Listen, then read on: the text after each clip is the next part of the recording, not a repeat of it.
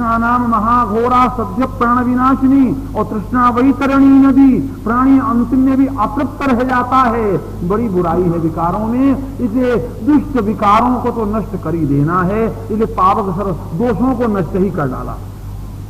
अरे एक बात है, दुख तो दोष के बेटे थे, और जिसने दोषों को दिया था दुख तो उसी के यहां भेजना है।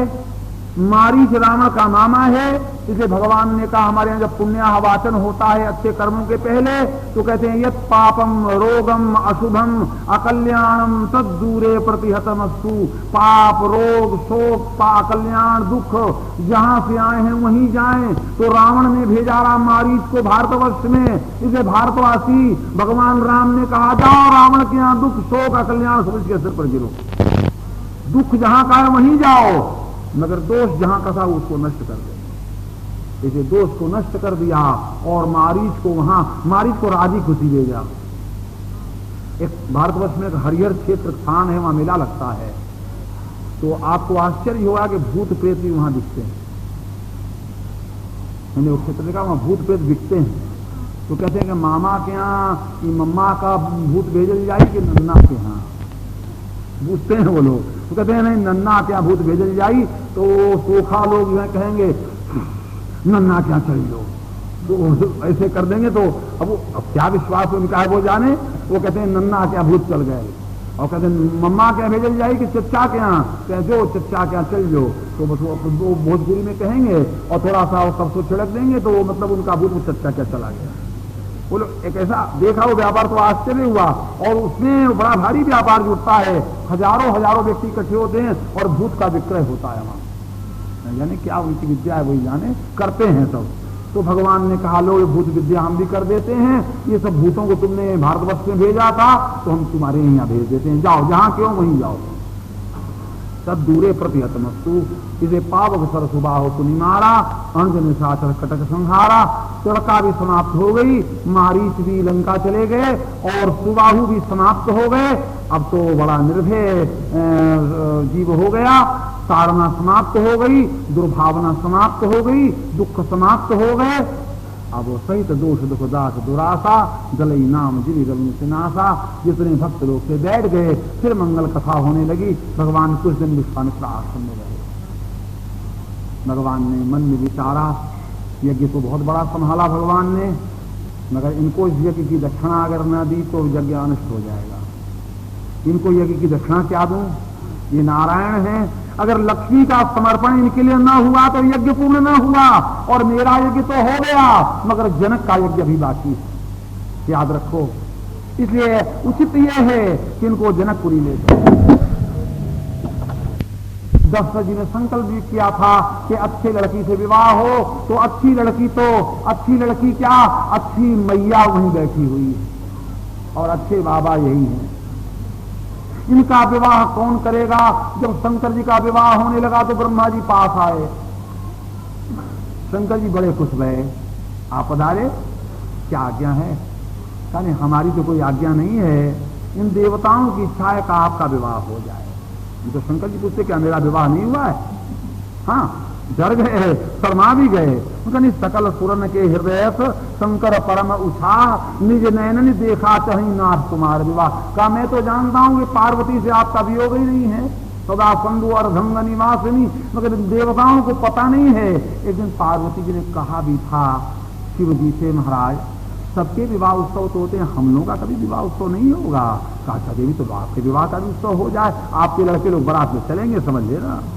अब आप समझना, आप बेटों का पूजन वहां होगा, अगर आपको मंजूर हो तो चलो ब्याह कर दिया जाए, काम हमारा कोई हो ही जाए, थोड़ा उत्सव हमारा भी हो जाए, तो ठीक है हो जाएगा। तो यही बात ठीक, आज वही बात ठीक सामने आई कि भगवान रामभद्र जो हैं आज दूल्हा बनने जा रहे हैं और जानकी दुल्हन। तो भगवान रामभद्र से एक बात उन्होंने कहा, महाराज धनुष जगह में आप चलो तो बड़ा अच्छा हो। वीर जो है कंपटीशन में बड़ा प्रसन्न होकर बैठता है, और वो विद्यार्थी जिसने अच्छा अध्ययन ICS का किया है कंपटीशन में बैठने के लिए उल्लसित हो जाता है, मगर जिसने एक अक्षर नहीं पढ़ा और परीक्षा में बैठा तो परीक्षा के समय बैठते ही आंखों में तो आंसू आ जाता है, कैसे बैठे। ओह, डॉक्टर सर्टिफिकेट भी साथ रहता है, मैं बहुत बीमार हूं, इसे परीक्षा में नहीं बैठ पाऊंगा, और खट्टा खट्टा घूम रहा है चारों ओर, झूठी बात।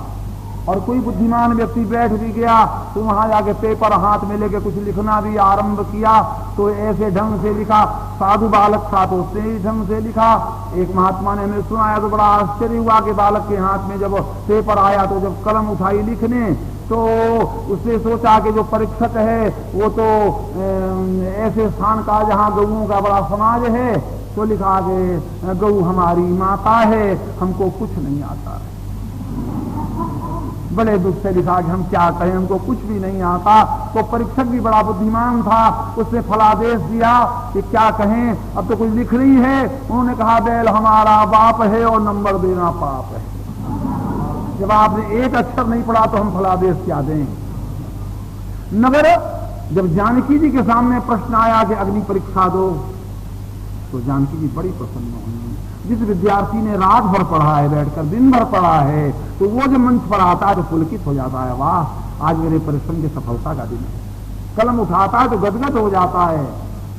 डॉक्टर राजेंद्र बाबू इसके प्रमाण लिखता है तो वो प्रमाण में लिख के रख दिया जाता है कि परीक्षक से ज्यादा विद्यार्थी में योग्यता है। आज भी वो सुरक्षित है कागज। आप याद रखो, जानकी जी ने जब अग्नि परीक्षा दिया तो लोग देख रहे थे कि एक क्षण का दुरुपयोग न करने वाला ही स्थान में रहता है, उसके लिए आपको कुछ खर्चना नहीं है, खाली संयमित रहना है।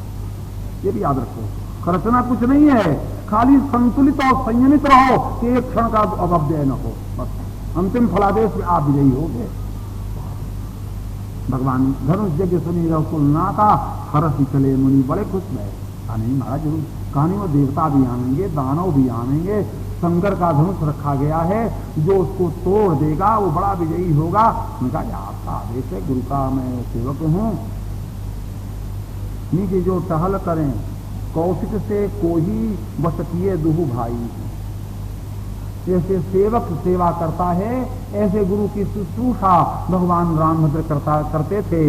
जल लाना, फूल लाना, फल लाना, समय जान गुरु आय सुपाई, लेन प्रसून चले दो भाई। पुष्प लाना, सेवा करना, गुरु शुश्रूषा विद्या जानते थे। चले, मगर गजब बात हो गई, रास्ते में जो चले तो आश्रम एक दीख मगमाही, खग मृग जीव जंतु तहनाही।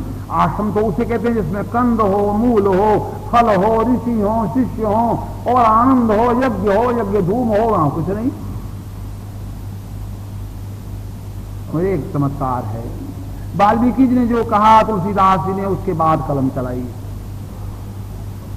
गौतम ऋषि न्याय शास्त्र के प्रणेता, अहल्या का ऐसा प्रसंग है जिसको लेकर बड़े बड़े लोग ऐसी चिटकसी अहल्या पर करते हैं कि अहल्या दुराचारिणी थी।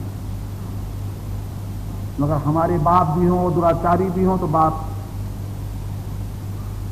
हमारे दादा भी हों, भ्रष्टाचरण हो तो हमारे दादा, फिर समाज में हमारी गर्दन ऊंचे कैसे हो। जरा विचार की बात है। रामायण में उन्हीं पात्रों का वर्णन किया गया है जो निकृष्ट श्रेणी के गए गुजरे लोग हैं। हमारे यहाँ तो बतलाया गया है कि पत्नी के लक्षण 4 हैं, 4 प्रकार के पत्नियों का वर्णन रामायण में आया है। वशिष्ठ की पत्नी अरुंधति, अत्रि की पत्नी अनसूया, अगस्त की पत्नी लोपामुद्रा और गौतम की पत्नी अहल्या। एक स्त्री में 4 लक्षण हो तो फिर पूर्ण स्त्री हो जाती है, उसे ही सीता कहते हैं। अब आप इन 4 का लक्षण सुनो। अनसूया, न सूया, अनसूया, पति में दोष का दर्शन ना करे वो अनसूया है, दोष न देखे। और अरुंधति, न रुंधति, अरुंधति, पति के कार्य में रुकावट न डाले वो अरुंधति। और अहल्या, हल्य कहते हैं ज्योति हुई भूमि को, और जो न ज्योति हुई भूमि को हम पाते हैं उसमें कुछ उपज रहा उसको कहते हैं अहल्य। जीवन में कलंक लगने के बाद तो हरे व्यक्ति आगे बढ़े हैं, इन्होंने ये बुराई करी इसलिए अच्छाई करने के लिए बहुत आगे बढ़े कि बुराई मिट जाए, मगर बिना बुराई किए कोई अच्छा बनाओ उसे कहते हैं अहल्य, निष्कलंकित। तो अहल्य का अर्थ होता है निष्कलंकित। और लोपामुद्रा, जो भी प्रत्येक मुद्रा पति के सेवा में लुप्त कर दे वो लोपा मुद्रा, और चारों गुण जिसमें विराजमान हो वो सीता। जो निष्कलंकिनी हो, जो अपनी सेवा करने में प्रत्येक मुद्रा पति के लिए लुप्त कर दे, जो पति के कार्य में अवरोध न करे और जो पति का दोष न देखे, वो सीता है। वो पूर्ण स्त्री है, उसके सामने रावण जैसा दुर्दांत भी साहस नहीं कर सकता सामने आने का। जानकी जी के सामने इसलिए नहीं आता, दूर से बोलता था, और जानकी जी ने जैसा फटकारा रावण को, ऐसा कोई फटकार नहीं सका का अधम निलज्ज लाज नहीं सोची। क्या बोलेगा? क्योंकि वो पूर्ण स्त्री थी, अपूर्ण पुरुष था। पूर्ण स्त्री डांट सकती है अपूर्ण पुरुष को, हिम्मत नहीं उसकी कि वो डाका डाल दे, और हिम्मत नहीं कि वो कुछ कर सके। क्या करेगा वो? उसकी सामर्थ्य ऐसी है। डाकू लोग आए और देवी ने पूरी उतार कर और तिल और नमक रख दिया। दक्षिण का एक अवसर है, तो डाकुओं ने कहा, दक्षिण वाले प्राय तेल का सेवन ज्यादा करते हैं। उन्होंने कहा तिल आपने रख दिया, कोई हमारा हाथ कोल्हू है जो हम तेल निकालेंगे और पूरी खाएंगे? उन्होंने कहा लीजिए मैं निकाल देती हूँ। उस महिला ने क्या किया, हाथ से जोर से उन्होंने चोड़ा सब तिल में से तेल निकल आया। डाकुओं ने कहा देख लो, जब हाथ से यूं करके तेल निकाले तो हमारी मूड़ी भी यूं कर देगी तो पिस हलवा हो जाएगी, भाग चलो, इसकी यहाँ टिकने का काम नहीं है। ऐसे कर देगी हम पिसान हो जाएंगे, भाग चलो, बस पूरी खाओ और रास्ता पकड़ो।